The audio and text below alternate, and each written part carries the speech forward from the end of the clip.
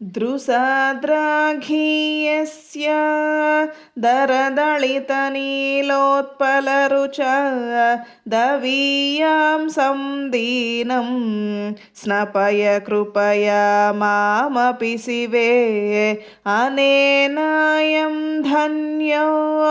भवति न च ते हानिर्यता वने वा हर्म्येव समकरनिपातो हिमकरः अराळं ते पाळीयुगळमगराजन्यतनये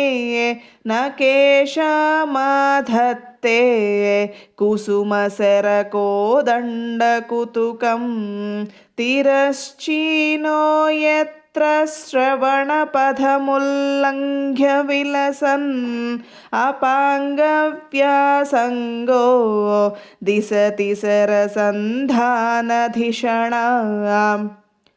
स्फुरद्गण्डाभोगप्रतिफलितताटङ्कयुगलं चतुश्चक्रं मन्ये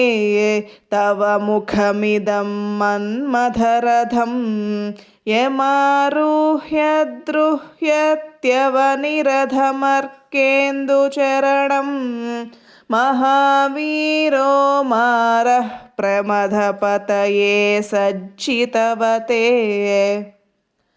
सरस्वत्याः सूक्तिरमृतलहरी कौसलहरीः पिबन्त्या सर्वाणि श्रवणचुळुकाभ्यामविरलं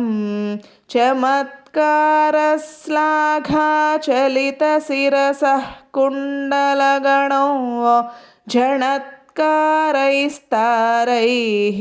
प्रतिवचनमाचष्ट इव ते।